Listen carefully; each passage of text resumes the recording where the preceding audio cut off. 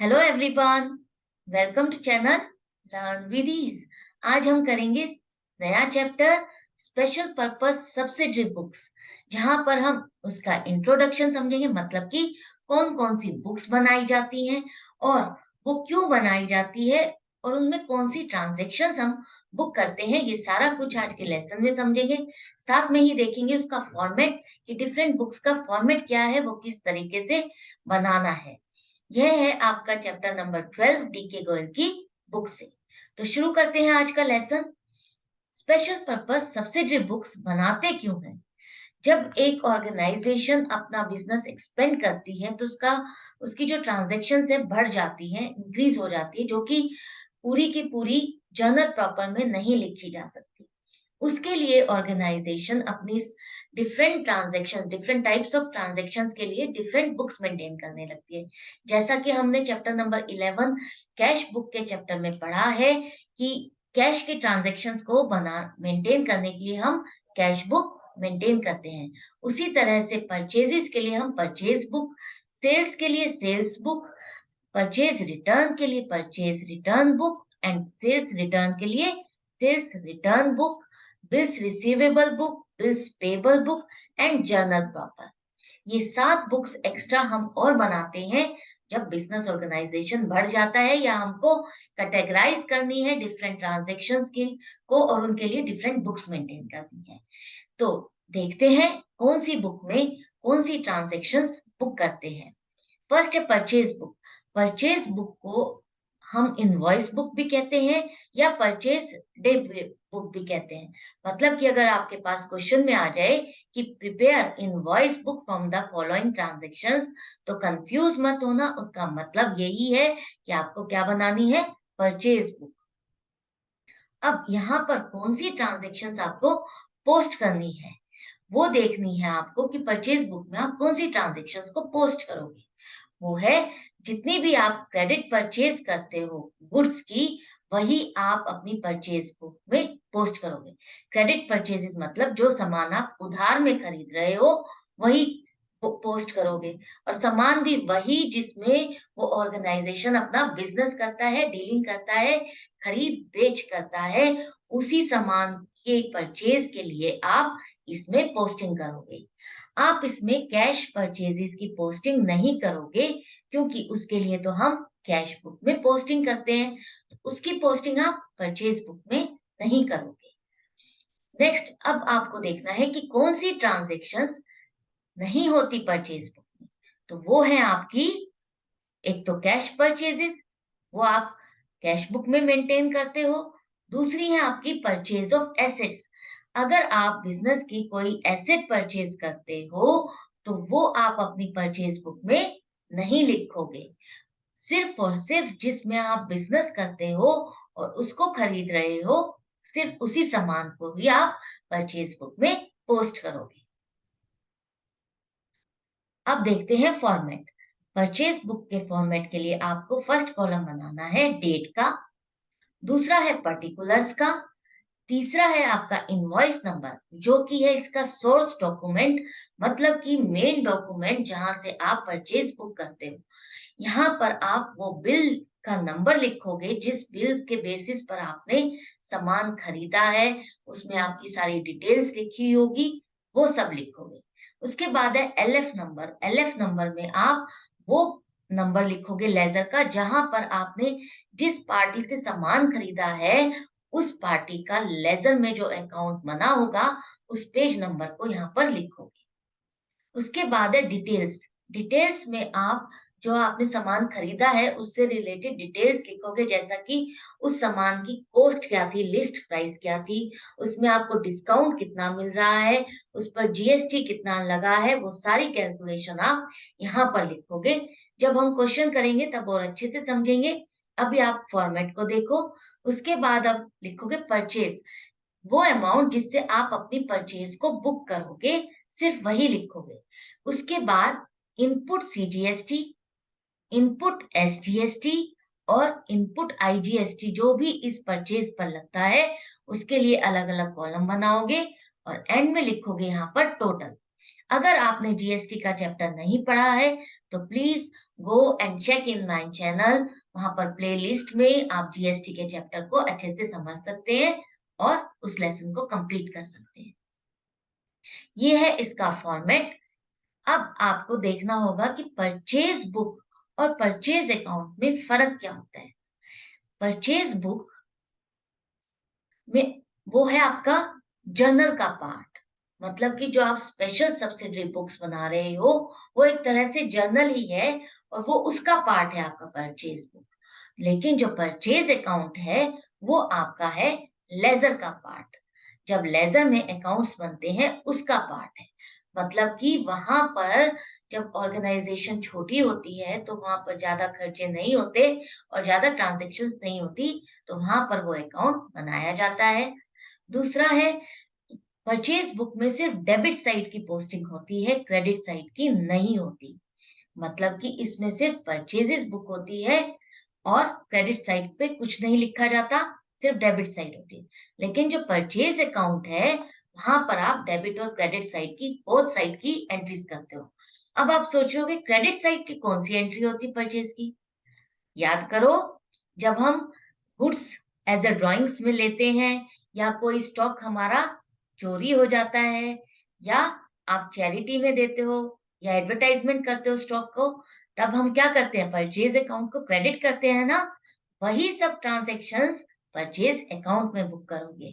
Purchase book में वो सब ट्रांजैक्शंस हम पोस्ट नहीं करते। नेक्स्ट है बुक्स ओनली क्रेडिट परचेजेस, मतलब कि परचेज बुक में आप सिर्फ और सिर्फ उधार में जो परचेजेस कर रहे हो, उधार में जो सामान खरीद रहे हो, सिर्फ उसकी ही पोस्टिंग करते हो। लेकिन जो परचेज अकाउंट है उसमें आप कैश और क्रेडिट दोनों ही परचेजेस को पोस्ट करते हो। मतलब कि सारी ही परचेजेस आपकी परचेज अकाउंट में पोस्ट होती हैं। अब देखते हैं हम सेल्स बुक। सेल्स बुक को भी आप इनवॉइस बुक भी कह सकते हो और सेल्स डे बुक भी कह सकते हो। तो वही सेम क्वेश्चन है, वही सेम आंसर है कि अगर आपके पास आ जाए क्वेश्चन में कि प्रिपेयर सेल्स डे बुक, तो आप कंफ्यूज नहीं होगे। उसका मतलब है आपको क्या बनानी है, सेल्स बुक बनानी है उन ट्रांजैक्शंस को देख करके। अब आपको कौन सी ट्रांजैक्शन पोस्ट करनी होती है सेल्स बुक में। यहाँ पर भी आप सारी की सारी जो उधार में सेल करते हो अपनी गुड्स की वही रिकॉर्ड करोगे। मतलब जिस सामान में, जिस प्रोडक्ट में वो बिजनेस करते हो, आप डीलिंग करते हो खरीद बेच की, और वो सामान अगर आपने उधार में बेचा है तो उसी की पोस्टिंग आप अपनी सेल्स बुक में करोगे। जो ट्रांजैक्शंस आपको पोस्ट नहीं करनी है सेल्स बुक में वो है आपकी कैश सेल्स। मतलब कि अगर आपने कैश में बिक्री की है, नकद में सामान बेचा है, उसकी पोस्टिंग आप सेल्स बुक में नहीं करोगे। उसकी पोस्टिंग आप कहाँ करते हो, कैश बुक में। दूसरी, अगर आप कोई एसेट सेल करते हो, अगर बिजनेस की कोई एसेट सेल करते हो, वो भी आपकी सेल्स बुक में नहीं आएगी। तो इसका मतलब क्या है, आपकी सेल्स बुक में सिर्फ और सिर्फ वही एंट्रीज आएंगी जिसमें आप बिजनेस कर रहे हो, ट्रेडिंग कर रहे हो या मैन्युफैक्चरिंग करके उसको सेल कर रहे हो। तो वही चीजों की आप पोस्टिंग करोगे। अब है यहाँ पर फॉर्मेट सेल्स बुक का, सिमिलर है परचेज बुक से। आपको लिखना क्या है, पहले डेट लिखनी है, उसके बाद लिखनी है पर्टिकुलर्स। पर्टिकुलर्स में आप क्या लिखते हो, पर्टिकुलर्स में आप उस पार्टी का नाम लिखते हो जिसको आपने सामान बेचा है। मतलब कि वो सप्लायर या वो बायर आएगा जिसको आप सामान बेच रहे हो उधार में। अब आप लिखोगे इनवॉइस नंबर, जो कि है इसका सोर्स डॉक्यूमेंट, जो आप इनवॉइस बना करके पार्टी को देते हो, जिस बिल को काट कर आप सेल अपनी करते हो, वो इनवॉइस नंबर यहाँ लिखोगे। एलएफ नंबर में यहाँ पर उस उस पार्टी का अकाउंट का आएगा, उस पार्टी का अकाउंट पेज नंबर आएगा जो कि आपके लेजर में मेंटेन है। मतलब लेजर में उस पार्टी का अकाउंट कौन से पेज पर बना हुआ है, वो पेज नंबर आपको एलएफ के कॉलम में लिखना है। उसके बाद आप लिखोगे डिटेल्स। डिटेल्स में आप अपनी सेल जो कर रहे हो उसकी पूरी डिटेल्स लिखोगे। मतलब आपका वो सामान कितने का था, आपने उस पर क्या डिस्काउंट दिया है या क्या एडिशंस किए हैं, कौन से टैक्स लगा है, वो सब यहाँ पर आप लिखोगे। उसके बाद जो कैटेगराइज किए हुए हैं कॉलम्स, उसमें लिखोगे सेल, जिससे आप अपनी सेल को बुक करोगे। Output CGST, output SGST, output IGST और उसके बाद टोटल। ये है आपके सेल्स बुक का फॉर्मेट। अब है परचेज रिटर्न बुक, जिसे हम रिटर्न आउटवर्ड्स बुक भी कहते हैं। मतलब कि जो आप सामान वापस कर रहे हो खरीदा हुआ, उसके लिए आप जो बुक मेंटेन करोगे वही बुक है ये।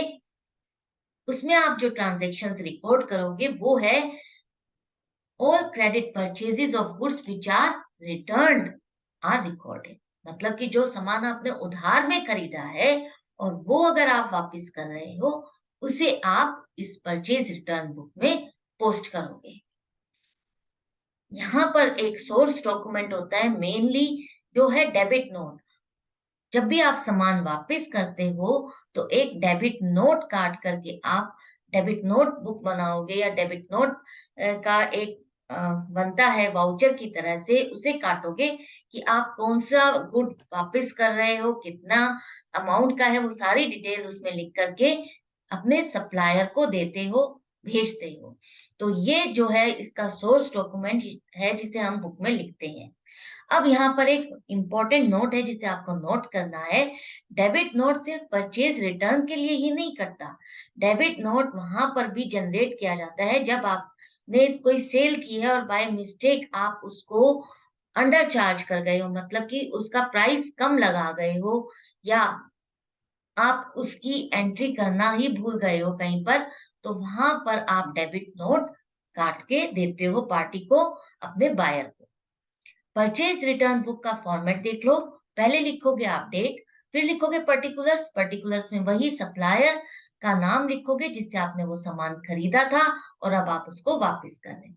उसके बाद आप यहाँ पर लिखोगे डेबिट नोट नंबर, जो आप डेबिट नोट काट रहे हो, जो सामान वापस भेज रहे हो, उसकी डिटेल्स लिख करके।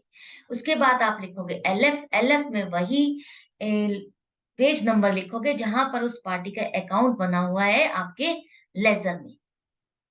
डिटेल्स में लिखोगे जो सामान आप भेज रहे हो उससे रिलेटेड, उसका प्राइस क्या था, उस पे आपने अगर टैक्स लगाया है तो वो कितना था, वो सारी डिटेल्स आप यहाँ पर पूरी लिखोगे। उसके बाद उसको कैटेगराइज करोगे।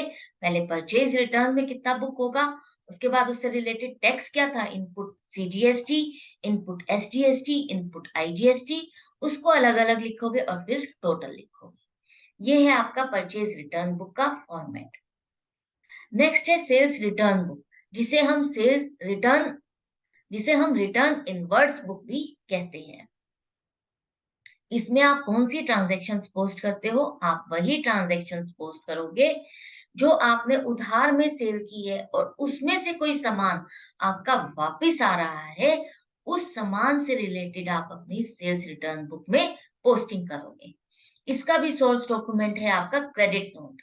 क्रेडिट नोट का मतलब है कि जो सामान आपके पास आ रहा है वापस, उसके लिए आप उसको क्या काट के दोगे, क्रेडिट नोट दोगे कि हाँ आप उसके उस अमाउंट को क्रेडिट कर रहे हो, लेस कर रहे हो उसकी डिटेल्स के साथ।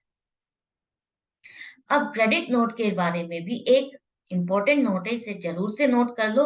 क्रेडिट नोट सिर्फ सेल्स रिटर्न से रिलेटेड ही नहीं हो सकता, वो आपका उस केस में भी जनरेट हो सकता है जब आपने कोई पार्टी है उसको आपने प्राइस कुछ और बोला और आपने लगा ज्यादा दिया है, तब भी आप उस प्राइस को लेस करने के लिए उसको क्रेडिट नोट जनरेट करके दोगे, या आप उसको कोई स्पेशल डिस्काउंट देना चाहते हो तो उस केस में भी आप क्रेडिट नोट जनरेट करते हो। सेल्स रिटर्न बुक का फॉर्मेट है, पहले आप डेट लिखोगे, फिर पर्टिकुलर्स, पर्टिकुलर्स में आप उस पार्टी का नाम लिखोगे जो है आपका बायर, मतलब जिसने आपसे सामान खरीदा और वो सामान आपको वापस किया है, उसकी डिटेल्स आप यहाँ पर लिखोगे।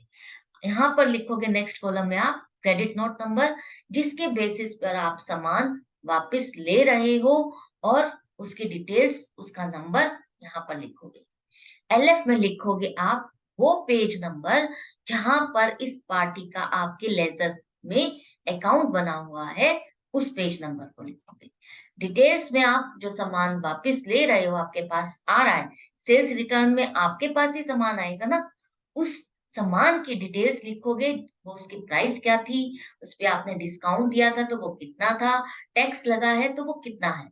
उसके बाद उस डिटेल में से आप अमाउंट्स को सेग्रीगेट करोगे, जैसे कि सेल्स रिटर्न की अमाउंट कितनी है, उसमें से आउटपुट सीजीएसटी कितना लगा हुआ है, आउटपुट एसजीएसटी है तो वो कितना है, आउटपुट आईजीएसटी कितना है और टोटल।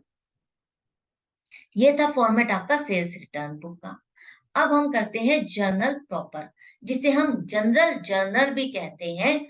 और यहाँ पर आप देख ही चुके हो, हम जर्नल एंट्रीज के चैप्टर में कर ही चुके हैं कि किस तरह से हम एंट्रीज की पोस्टिंग करते हैं।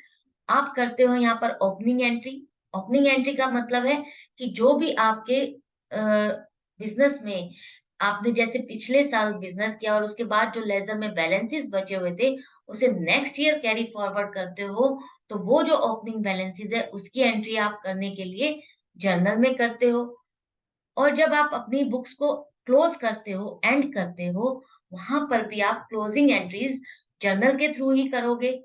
ट्रांसफर एंट्रीज करनी है, मतलब कि एक लेजर के एक अकाउंट से अमाउंट को दूसरे अकाउंट में ट्रांसफर करना है, तो उस अमाउंट के लिए भी आप ट्रांसफर एंट्री जर्नल के थ्रू ही करोगे। एडजस्टमेंट एंट्री भी जो करनी है, मतलब कि आपको कोई एडजस्टमेंट्स बनानी है, कोई रिजर्व क्रिएट करना है, या कुछ भी कोई प्रोविजन बनाना है, तो वो सब एंट्रीज भी आप अपने जर्नल के थ्रू ही करोगे। रेक्टिफाइंग एंट्रीज मतलब कोई आपने किसी अकाउंट में एंट्री रॉन्ग अमाउंट से कर दी है, या किसी अकाउंट में रॉन्ग पोस्टिंग हो गई है, उसको भी करेक्ट करने के लिए आप जो रेक्टिफाइंग एंट्रीज है वो जर्नल के थ्रू ही करते हो। और बाकी है मिसलेनियस एंट्रीज, जो कि आपको पता ही है कौन कौन सी एंट्रीज हम करते हैं, या जो हमारी entries purchase book, sales book, या जो हम सब्सिडरी बुक्स बना रहे हैं उसमें नहीं आती, कवर नहीं होती, वो बाकी की सारी एंट्रीज आपकी कहाँ आती है, जर्नल प्रॉपर में। जर्नल प्रॉपर का आपको फॉर्मेट पता ही है।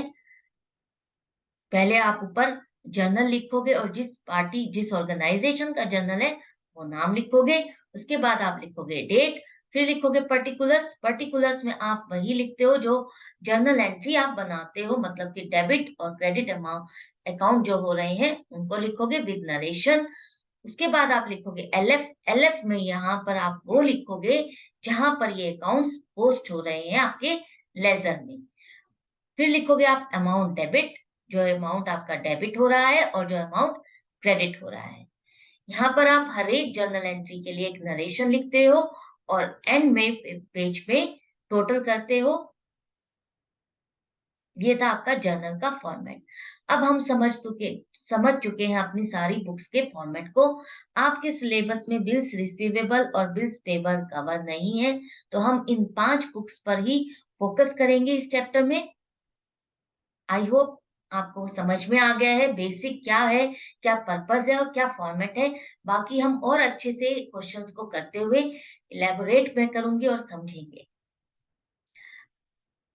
आई होप आज का लेसन आपको बहुत इंटरेस्टिंग लगा होगा। और जाने से पहले आप चैनल को सब्सक्राइब कर दीजिए अगर नए हैं तो, और पुराने हैं तो बने रहिए, और मेरी वीडियोस को लाइक करिए, शेयर कीजिए अपने फ्रेंड्स के साथ, बेल आइकन को प्रेस कर दीजिए ताकि नोटिफिकेशंस आए।